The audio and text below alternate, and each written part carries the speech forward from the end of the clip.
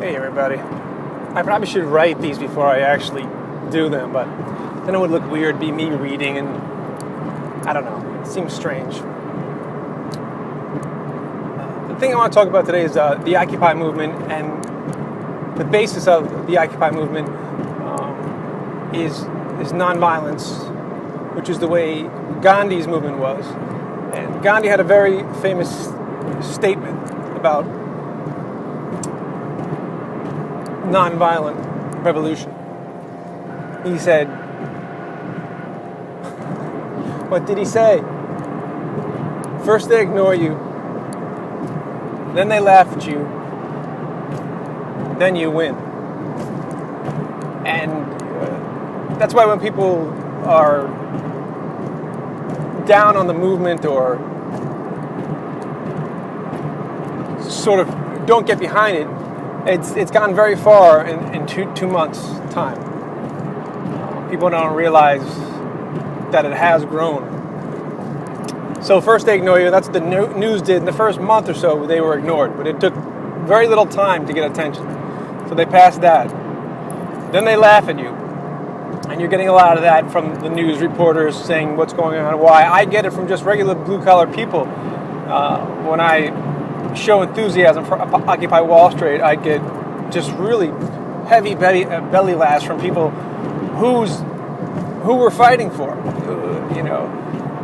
Anybody who has a pension, anybody who's a blue-collar union person who has a pension, the Occupy people are fighting for you. How your money is being taken care of, and making sure that it's all there when you retire. So the last statement is, then you win. Some people say there should be in the middle of there, then they fight you. But yesterday's vlog, or whatever you call this, I told you that that bigger movements or bigger protests are coming. And I had no idea about the general strike in the UK, which 2 million people showed up to. And the reason why they showed up, the lighting is terrible today, sorry. The reason why they showed up to the protest was because their pensions were being screwed with. They were going to ask to give more money to the pension and work more hours. 2 million people showed up in the streets. A general strike. Now, if that doesn't show you the power of the movement, I don't know what to tell you. The problem is you're not going to see a lot of press coverage. It's incredibly difficult to one, find information, accurate information, and to two, to share properly.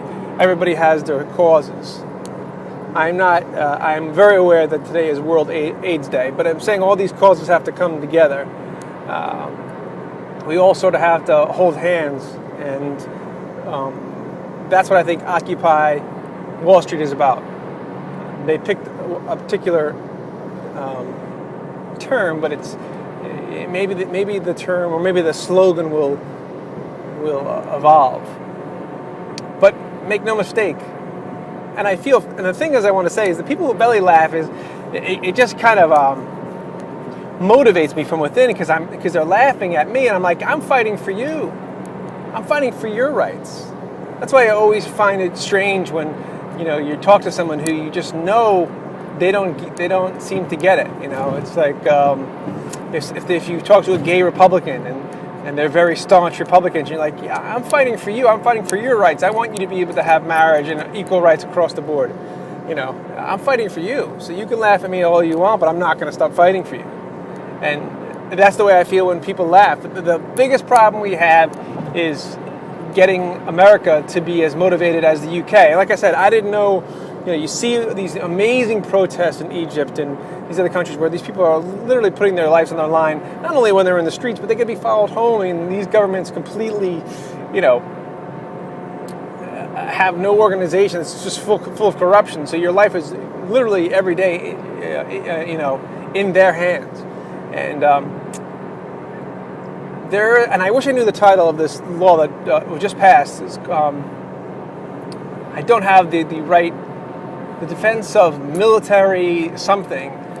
See, and this is where it all goes wrong for me. But there was a bill that just passed in Congress. 60 people voted for it. I'd love to know their names. Where you will be able to be detained indefinitely by the military.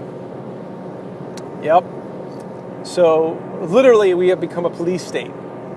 And I listen to the news driving home. I listen to the news all the time. I heard nothing about it.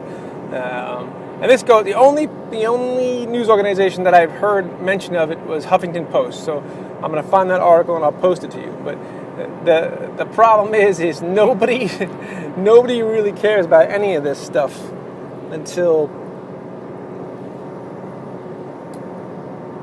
that bright light is shined on you and you're taken in indefinitely. Then you're like, wow, I really should have maybe showed up to those protests. And what I'm saying is no one cares to take action until until their pension is messed with, until they're not getting their raise, and that's why they call it a slippery slope. If you don't act now, eventually they're coming for you. Eventually they're coming for you. There's a line from Lord of the Rings. I'll probably mess this up too. Where he goes to Frodo, "Are you scared? You should be."